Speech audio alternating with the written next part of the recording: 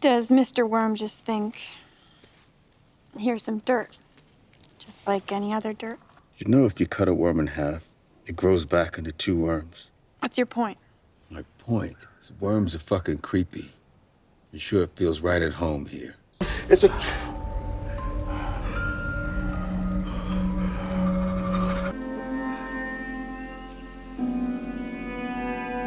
Hello everyone and welcome to Geek Academy channel. My name is Igor and we are continuing to analyze From Season 2 Episode 2, another big one, a lot of clues, a lot of interesting information.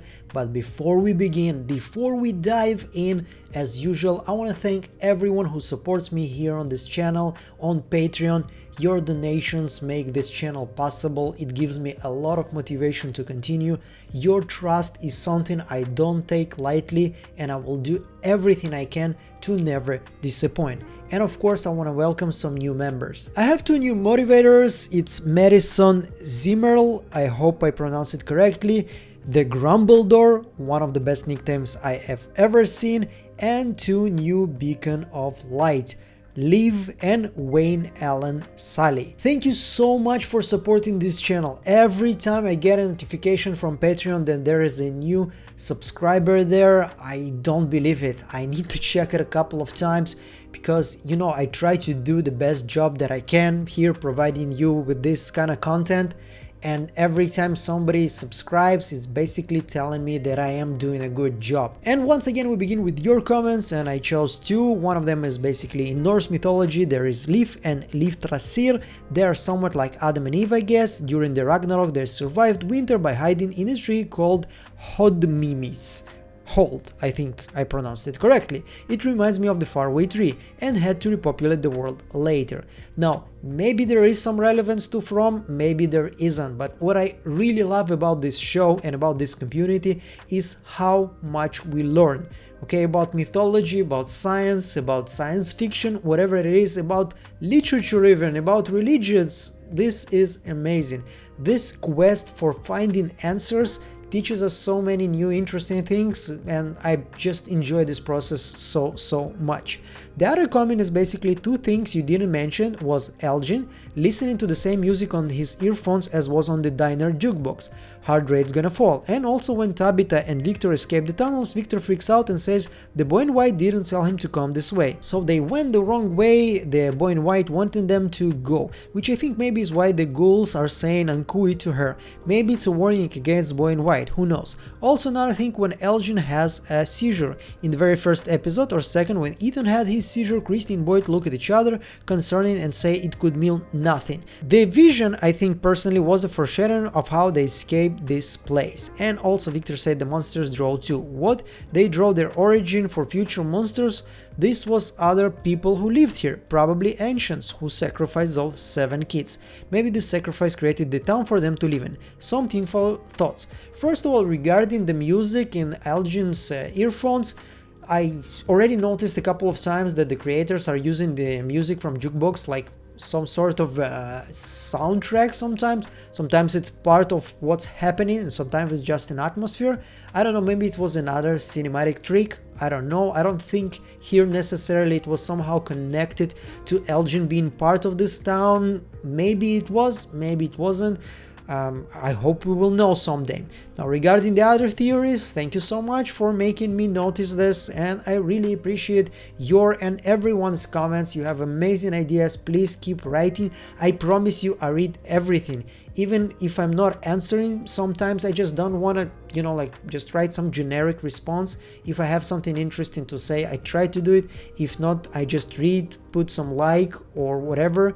And I promise you, every comment is read, not even one is ignored.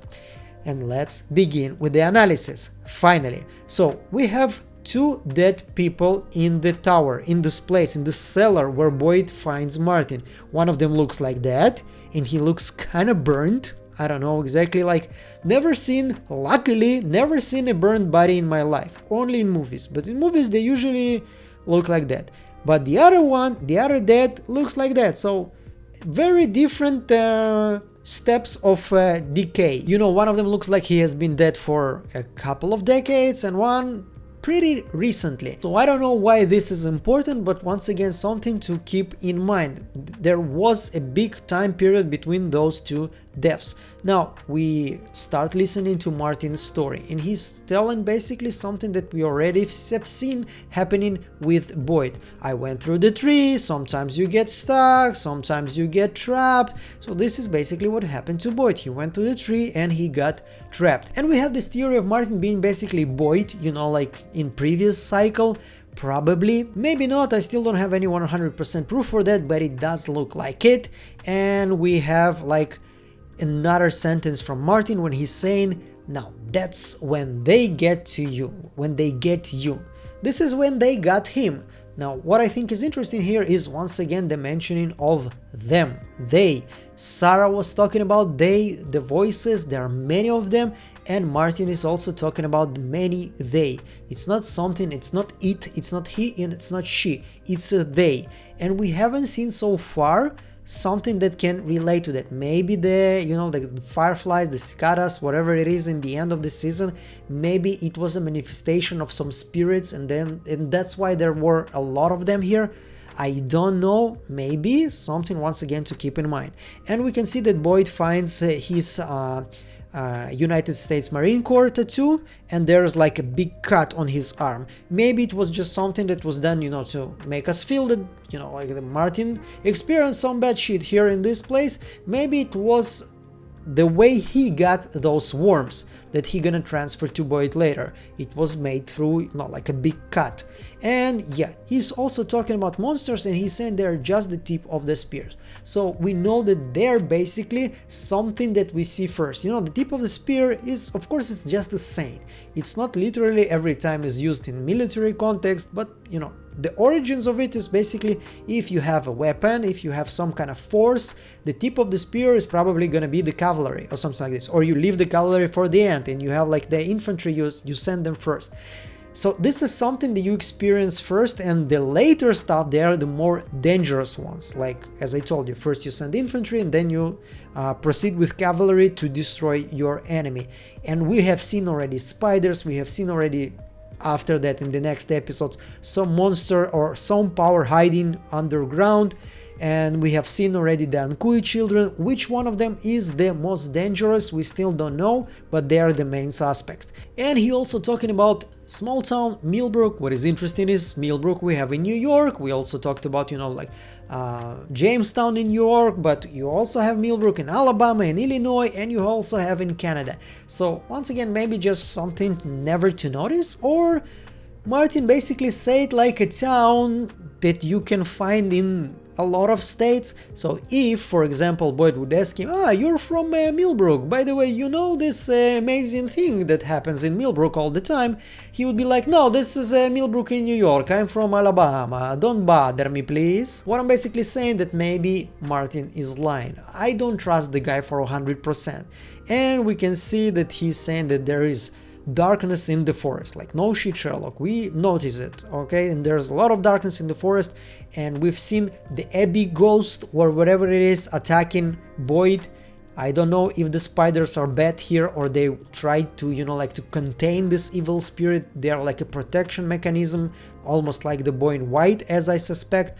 And he's saying like nightmares you can't even begin to imagine, blah blah blah, scary, scary, scary. This is the build-up for season 2. We're gonna notice some different, scarier monsters out there. And here I have a question, why? When Martin says to Boyd, you have to get out before the music stops. So yeah, we know why, because the worms are gonna come up and it's gonna be bad. But we're gonna see that Martin is gonna use those worms to transfer them to Boyd. So he wanted to protect Boyd, he knew that they're gonna come up, but what happens usually if there is no Boyd out there to transfer those worms or those evil spirits from your body to somebody else? What happens with someone who has worms when music stops? It feels like this is something that Martin experienced before. Okay, probably because he knows that when the music stops, something bad is gonna happen, but what? What bad is gonna happen there? And I think we didn't get an answer even in the whole season. We haven't seen Boyd reaching this moment of music stopping and something terrible happens. He transferred everything to Smiley, and we know what happened to him. And we can see the music box. Once again, we can see her leg is broken. You can zoom in a little bit. It looks a little bit like it was broken intentionally, I don't know, but once again, when you create a prop, you usually put a lot of details in it, so it was done on purpose. And we can see her from here. I would love when we're gonna get to episode 6 or 7, I remember when we're gonna first see the dancing ballerine there, just to compare the hair, the dress, if it looks very similar. And I also enjoy this moment when we see Boyd's reflection in the mirror behind her. It's kind of symbolic, basically, you gonna get fucked by this music box. Something like this, you know. And we can see that the what the fuck moment right now is Martin telling Boyd, you ever wonder if Abby was right? This is very similar to the moment that Jim had in the end of season 1, with some voice telling him like, this is Jim Matthews, right? This is you. You shouldn't let your wife dig that hole. This is once again a moment of somebody who's watching After Your Life on 4K screen TV. This is weird. He used to see it like a movie or something like this. Who is Martin and why he has this information? We know that monsters know everything about our characters. They know their names, they probably know their history. We know that some mysterious voice, maybe also a monster, maybe, you know, like the big monster or whatever, talked to Jim and he knew this information, but Martin looks completely human. He is a human being, he doesn't transfer to the monsters. We haven't seen a monster that old and that weak. And how does he know that Abby thought that and said it? Because it's not like a very common information. Also, with the worms that, you know, like Boyd and Sarah were talking about in the end of season 1, we can see that his arm is kinda bluish. Once again, you can interpret it and explain it as basically this person is bruised. Okay, he has a lot of bruises on his body, on his arms, but once again, it kinda makes me feel and think about the monsters we have seen in the caves. They all had those blue veins, like really blue veins with some kind of even liquid there. Maybe there is a connection. Maybe Martin somehow connected to the monsters. I don't know yet. And hopefully once again we will know it already in season 3. And my blood is your blood. This is basically like a password. He's transferring his blood to Boyd, and with that we can see those worms, those spirits that looks very similar, by the way, to the same worms that Sarah had in season 1 when she was told to kill Ethan. They're being transferred to Boyd. And the last thing we're gonna see from Martin, he dies, and look at his arm, at his shoulder. It looks like something was removed from there. Maybe it was a tattoo, maybe something else. But when I zoom into this injury, it kind of feels like I'm seeing 8 inside. I don't know, once again, maybe I'm reaching, maybe I'm seeing something that's completely not there. But it kind of feels like I'm seeing 8, or once again the infinity symbol we have seen already a couple of times. Tell me what you see. Is this something already in my mind? I'm already too much in this process that I notice things that are not there because I'm trying to find some proof for theories, or I want to add something to my board. Please tell me what you're seeing here, and please help me understand if I'm getting crazy already with this show. Anyway, we can see that Boyd is escaped and he's using the light torch, but he's not already in this place. And we remember in the end of the season he's gonna use this torch to get inside, so it's gonna be like a key opening this place, opening this other dimension.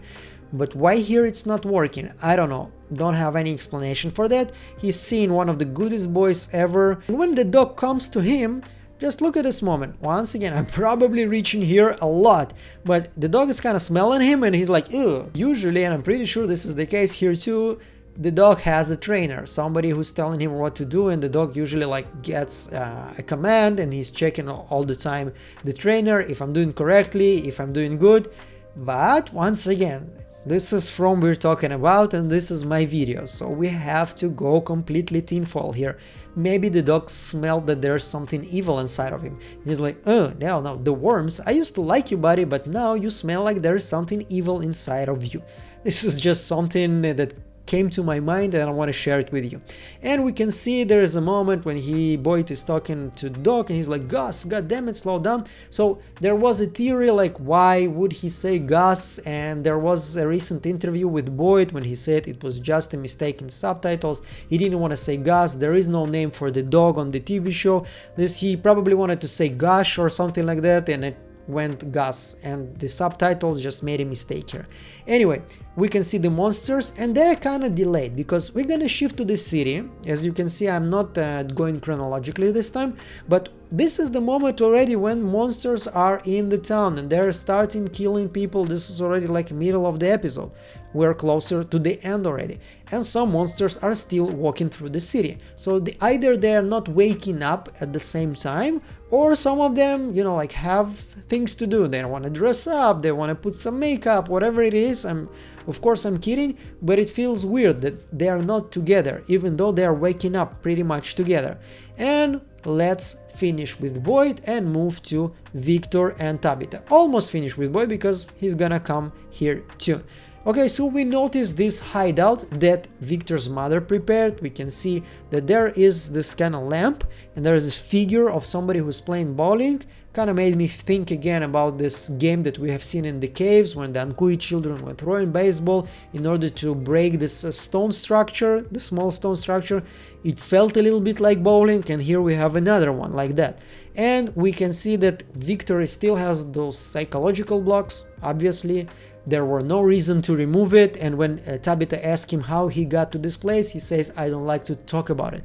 So yeah, this is a traumatic experience, but we're talking again about From, so this traumatic experience probably has a lot of clues. It's probably not just we were driving, we saw a tree with the crows, and then we got to Fromville. Probably it has some interesting information there. And we can see that Victor is talking first about his mother. He's telling that she was the one to create this hideout. A lot of those things that you can see here are from his mother's. And it kind of makes us, you know, like get to know the character even more. We can guess that she was pretty resourceful, pretty much of a survivalist if she was able to build this kind of amazing hideout in this place, which is, yeah, respect. And we can see that when Boyd is running away with Elgin and they find this truck, we can see some monsters. And this is not the first time we're gonna see like a duplicate. You know, we have another mechanic. We used to the mechanic that we know and love already, and we see another one here. And I think this is the first time we've seen this guy. Maybe I missed something, maybe. Once again, I'm doing many mistakes. I'm not bulletproof. But it feels that we have a couple of mechanics, we're gonna have a couple of nurses, we're gonna have a couple of waitresses, we're gonna have also a couple of cheerleaders here. I mention it because there's a theory that they were all dressing up for Halloween. This is why there's a milkman and the librarian and the cheerleader, but I think this theory, in my mind, already, like, this is the last nail in the coffin, because we've seen already that the costumes for the cheerleaders are the same costumes that the real school in Jamestown, New York used to have in 1970. I found this proof for you, and now we have mechanics that basically wearing the same outfit here. It's kind of weird that you, for Halloween, you know, like in a small town, two people would dress completely the same and find the same costume. Way more likely that this town was a functioning town and there were like two mechanics, like they usually are. You know, when there is only one, it's kind of difficult to sustain a business, even a small one. And yeah, we move forward. We can see that when Elgin talks about a bus, we can look at Victor's eyes. Once again, it's just a feeling that comes from a lot of experience of watching movies, TV shows, some acting experience. It feels like he knows what is going on. It feels like there is again this moment of two cars arriving to the city and Victor is connecting the dots again. He's like, yeah, I remember a big bus coming to this place with a lot of people. This happened before, and some evil and bad things are gonna happen after. This is the feeling that I got from this actor. And by the way, the actor that portrays Victor is amazing. I told you many times, Jade, Victor and Boyd, this is the holy trio for me. I enjoy those characters, but not only characters. In my opinion, those actors are one of the best here. I love this show. You know I don't like to criticize it, but sometimes it feels like acting a bit weak, you know, like a bit home theater, something like this, especially with the young cast. The older cast usually more experienced and they're providing an amazing job. But if there are actors that are making me, you know, clap my hands and, you know, like shake my hand with respect and saying, well, this was freaking amazing acting, this is Boyd, this is Victor, and this is Jade. Donna sometimes also. this is like stellar performances from acting point of view. And we move forward, and Victor, when Victor says he don't trust Elgin, I trust Victor, because the show did a lot to show us that we don't supposed to trust Victor. Like, he is the creepy guy, you know, like Julie's being afraid of him. Oh my god, Victor, don't help me, please, you look creepy. And he does look creepy, but not all the time. Actually, most of the time people that look creepy are actually creepy. He's just a kid who went through hell. Okay, just put yourself in his shoes. Most of us wouldn't survive. If we would go completely insane. Okay, like completely 100% lunatic. Not even one psychiatrist on the earth will be able to help you. But he is still functioning and he has a good heart. You can see that he has a good heart. So when he doesn't trust Elgin, I don't think necessarily that means that Elgin is a bad guy. I don't think he's a bad guy. But I think he has a secret that even he doesn't remember. And if he was in this place when he was a small child, Victor would remember here. Because Victor here from 1980 something, which is almost 40 years, and Elgin is barely in his 20s, maybe even not. So if Elgin was in this town when he was young, like we suspect, Victor would remember here, but he would not connect this small kid, you know, like the 2-year-old, the 1-year-old, to what he's seen right now, already functioning adult, but he still have this feeling like he has seen this guy. Maybe this is somebody you should not take lightly, and maybe this is somebody you should be aware when you're next to him. So this is why I think Victor doesn't trust Elgin. Or once again, it's just a simple explanation of Victor being Victor and doesn't trust some people that he doesn't know. Yeah, and he's drawing the doll, not the same. We can see that there's something blue behind him. It kind of makes me think about bus seats. I don't know why, even though we can see that basically the doll is sitting on the same chest like in the caves, but why this is like blue behind him? Maybe once again I'm just reaching and trying to find some meaning when there is none, but I'm sharing with you everything, and for some thank you God reason you're actually enjoying it. And yeah, we are seeing that Elgin is waking up. I don't know if they did it on purpose, but like if you would ask who is the main bad guy, this one. We even have an arrow on him. I know Elgin is not a bad guy. Okay, I've seen the second season. He's not a bad guy. He's a good guy. He's afraid. This is not some evil mastermind or something like this. But I just enjoy this moment when there's like an arrow pointing at Elgin. Look at him, he's gonna be important somehow. So I think right now this is a good time to zoom into those images that we see in this trailer and try to understand what we're seeing. This is basically Sarah and Nathan. I think there is no argument here. This is them. And here I have no idea who's dead. The lady with the orange hair, Mrs. Trump, I don't know. And here we can see another old guy with big beard and somebody here with a beard. I don't know, like this, I don't know the style, don't know how it's called, but it does give a feeling that this is just people from Colony House. Don't even remember those two. I have a feeling I've seen this one. Now we can see that this girl, this kind of bit blurry here with an eye, but it does feel like she doesn't have one, so it's probably the same girl that got hit in the eye. And if this is the case, and if this is true, it means once again that Victor can see the future or something completely same happened in the past, because Victor didn't see her getting hit in the eye, but he drew her with like one eye open and one eye kind of closed or no eye at all. And we can see here, this is basically the virgin Kevin, whatever, not Kenny. Kenny is also fallen boy, you know, like friend zoned forever. Every hope crushed with Mariel arriving to this town. I feel for Kenny, I really do. But for this guy, no, fuck him. The mustache Mario, this is the old guy we're gonna see in a couple of minutes. This one, I don't know, it kind of feels like Trudy, even though it's a bit difficult to understand whether it's a boy or a girl here. But I don't know, it's just the pink shirt and the hair kind of feels a little bit like Trudy. But if we're looking at just real people that live in the colony house or live in town, this one is obviously a monster. Or Victor is seeing someone and not thinking very good about this someone. We can see that this guy, the bearded guy, this is probably him, you know, like the blue jacket, the white shirt, the beard, kind of looks like it's him. And have no idea who is that. Once again, probably just some extra from the colony house. This is definitely Christy, the hairstyle, the jacket for the medic.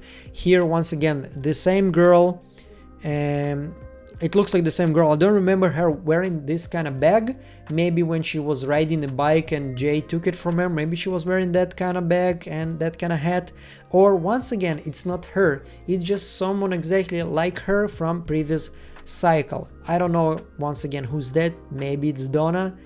I don't remember any like blondes, that blondes, but the jacket, the brownish jacket, kind of give you a feeling that this is Donna. And the map is very interesting, and I need to take some air right now. So first of all, 1978, the year from the lighthouse, one of the years from the lighthouse. We have the peaches symbol, the logo that from the company, the firm that Victor always eats. And when we zoom in a little bit, we can see there is lightning, there is storm, something that we have seen in the end of season 1. And there's what's more important, a lot of infinity signs, a lot of 8s. Some of them are even having the same line as we have seen in Jade's drawing and in the drawings in the caves. Question mark, whatever it is, and a lot of scratched lines. Victor was counting something. Usually it's been portrayed, when it's been portrayed like that in the movies and the TV shows, it's somebody counting days. So when we move forward, we can see that one of the houses from our city, from our town, have those kind of like black evil roots. I can bet some money that this is Matthew's family house. This is the house that's gonna crash, and this is the house that's connected to the caves of the monsters. Here we have an orange circle. It looks like there is 3 inside. I'm not exactly sure, maybe it's a different number. What those numbers means, I have no clue. But when we once again move a little bit right, we can see clearly a green circle with number 3 inside. Is Victor, you know, trying to put some zones on the map, like this is zone 1, this is zone 2, this is zone 3, don't know, but once again it's something to keep in mind. And we move forward, we can see this symbol, this is like a hook symbol, and the arrow pointing at Elgin. This symbol looks a lot like we talked about already, one of the symbols that Jade is drawing, and also looks a lot like merry-go-round when you look from upside down. And there's also a lot of numbers, 3000, 2000 something, 2000 something, 2500, so on and so on and so on. There's a lot of numbers like that on the map. I don't think it's years, I think it's days that Victor is counting. It's logical that a kid his age would count just days and not, you know, like years, and so on and so on. And here we can once again zoom out a little bit. We can see black dots here inside this symbol. This symbol we can see it even clearer, sorry. And when we move forward, we can see it again. I want you to make sure you understand it. Those black dots are not understandable for me. I don't know what they are doing here. It feels a lot like the injuries we're gonna see on one of the bodies in the end of this episode. No connection out there, like no logical connection at all. But there's a lot of like marks here, you know, X marks the spot. Once again counting days, and we can see like full moon, half moon, and you know, like just the young moon basically getting out. There's also a theory we're gonna see an eclipse in this place. There is a good chance it's gonna happen. I don't know yet, but obviously the moon and the sun has a lot of significance here in Fromville. And if we remember this symbol from the caves, once again it's not the same, but the spiral here and here, the spiral here, it has like some kind of sharp edges. Here it's way more round, but this is the only thing that comes to my mind that is similar to what we're seeing right now. And when we move forward, once again, I told you the 1700, the 1600, the 1500, the 1400, I don't think it's years, I think it's Victor counting something. I've been here 1400 days, I've been to 1500, and so on and so on and so on, but 1200, 1227, 1237, he was counting something here. I don't know if he was counting to something or from something. Once again, something that I hope we will learn in season 3, because we're gonna get some flashbacks from Victor. Whew. And we finished with the drawings, but there's also a train toy, and we know there's a railroad in this place, and we're starting to see more connections. You know, like there's toy soldiers, there's like cars, some kind of vehicles, and now there's even a train. I have no idea what that is. probably some kind of toy also. If you have any idea, please write me in the comments. And we finish with the trailer and we move into the city, and there is a scene between Marielle and Christy where Marielle is wasting our time because yeah, they have to have this conversation like, you left me, you became like a part of a cult, blah blah blah, but we know that the next day you're gonna understand everything, and we as the audience don't have time. Speed it up, come on. Yeah, we know there's like drama. What's interesting for us is this one. I don't know what this is. It looks a little bit like a camera to me. Maybe it's something else. If it's a camera, it's interesting what it filmed. It would be very interesting to know what it filmed. If it's not, and you have any clue what the hell is that, please once again write me in the comments. And here we see some trophy. It looks like a school trophy. I don't know what it is. Probably baseball, cricket, whatever. I have no idea. There is somebody, a guy holding a bat. Probably baseball, but usually baseball is like that, you know, like you hold the bat like that and you just run around with it. Maybe it's something else, like air hockey, something, no clue.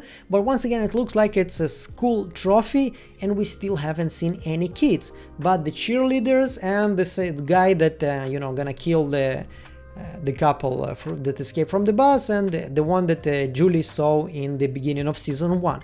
So yeah, something to keep in mind. I know there is a history of the stone and we're gonna get to it, I hope, once again in season 3. This moment Fatima was, I know that she's gonna break, you know, like she is breaking down.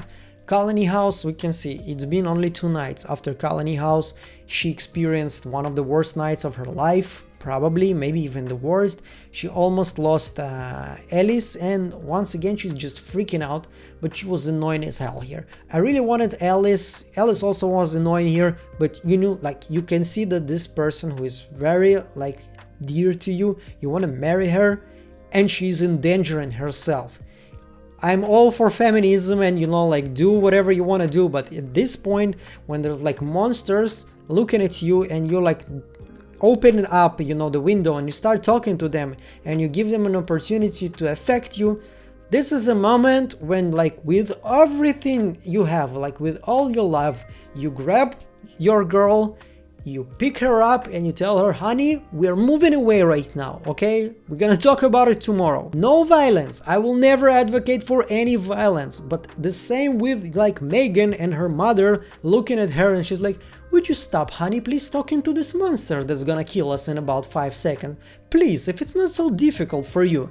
The same here in this situation, like Alice just watching, looking at her. I know that nothing bad happened here because Fatima still was controlling herself, but it was pretty close. Like at this moment, especially when those monsters, the cowboy, this is, I don't know why I call her the shopping lady. Maybe I took it from somebody, maybe it's just something that came to my mind, but she does look like somebody who just went shopping right now. We have seen her in this scene once again, the end of the beginning, sorry, of season 1, and another couple of monsters. We already know the cheerleader, we've seen her in the trailer for season 3. I analyzed this trailer, you enjoyed it, it has almost 20,000 views, which for my channel is amazing, but when we look at them closely, we can see that this is a different cheerleader. She has a different symbol, like the same J, but it's different without this, you know, like the yellow drawing, and not on her stomach, but here next to her heart, and another waitress. Doesn't look like the same waitress we have seen in the trailer, the other one. So we have a couple of cheerleaders, we have a couple of waitresses, we have a couple of mechanics. I told you about this, and now I'm driving this point home. And we can see that the monsters are pretty smart, you know, they usually tend to say something that the other guy, that the one who's inside, the guy, the girl, whatever, really needs to hear or really wants to hear. Like with Megan, they talked about grandma. With Fatima, they're telling her, you're feeling bad, it will make you feel way better if you open up the door. And it actually is, because Fatima on the edge right now, and she's actually thinking about maybe it's time to end everything. If I open this door, at least it's gonna be over, at least this nightmare is gonna be over. And those guys, they're pretty freaking smart. They just arrived here, but they already know that there was a bus and there's a lot of people on this bus, and they all escaped from this bus, you know, when Donna started shooting and Kenny started shooting, and they appealed to that when they talked to this young couple. They say to him, please help us, we were on the bus. There's a lot of people on the bus. Usually when I take the bus, if I'm gonna see somebody from this bus 5 minutes later, And if this somebody tells me he's from the bus, I may believe him or her, because I don't notice everyone and remember every face out there. So yeah, it's a once again, very smart strategy. And touching cosplaying, you know, the smileys, get inside a bus, and we've seen him already doing something similar in the colony scene, when he was killing everybody and he was touching, you know, like the flowers, he was touching the rails. And here he's not just only touching the bus, he's like not only experiencing and enjoying the touch, he's actually like cosplaying. He's like, ooh, look at me, I'm a bus driver, I'm driving the bus, somebody take a picture. So it's almost childlike curiosity here. There is this, you know, like out there theory that this is aliens who want to experience human experience. Like, I think it would be very stupid, because if you have like an ability to travel light years from one planet to other, probably looking at human is not going to be very interesting for you, because our experience is not that interesting. Come on. So this moment I just want to share with you, you know, like the monster, we can see like she has some kind of 3 or 4 holes instead of her nose. And this is look like a nurse monster. This is the one that kills Tom, and she's gonna drag him out of this house. We're gonna find him like a couple of meters from the town, sorry, not from the town, but from the house that collapsed. And we can see Tilly here is playing cards. Once again, this is something that would usually be disregarded completely. But you know, her dancing in the rain, her playing cards, her talking about her grandchildren and children, 4 and 7, and her talking about Fatima's pregnancy. Everything starts to create some kind of picture that maybe Tilly is someone to suspect. I think so anyway. And we move forward, we can see that, as I told you, those kind of black holes, usually monsters don't kill like that. They usually rip off everything from inside this person's body, and we can see their ribs and we can see their insides. Here he was like basically almost shot with something. It's like small holes in his body, like something exploded with a shrapnel or something like this and killed him. And when we zoom in here, another interesting thing, as usual, we have some author called Jen J. Baker and her book called Crumbs. There is no book like that, didn't happen. You can Google it too, you can check it out. By the way, there's a lot of books that have the same name, different authors, but somehow not even one ever wrote a book called Crumbs, so it's not a real book. This cover is not a real cover, but it does look a little bit like, you know, Smiley left some crumbs for us. I hope you enjoyed this video. Feel free to support it any way you like, comment, subscribe. If it's just this view and you don't feel like subscribing, commenting, or even liking this video, it's also okay. I appreciate you watching this video until the end. This is one of the best compliments. Now, since you watched until this point, I'm gonna allow myself to talk a little bit longer, like for another minute and a half, 2 minutes. Once again, Patreon's something that's becoming like kind of small community already. There's 11, 12 people already there. I am considering opening some kind of Discord for us to have our, you know, like small community, somewhere when I can talk to you, where you can tell me if there's something I can improve, if there's something I can do better. Now, there was this moment when I thought about, you know, like I have different like tiers of support. Somebody supporting for $2, somebody for $5, somebody for 10. There's like some person supporting me for 20. I don't know how. I didn't leave this kind of option, but you know, you're supporting for $20 is pretty amazing.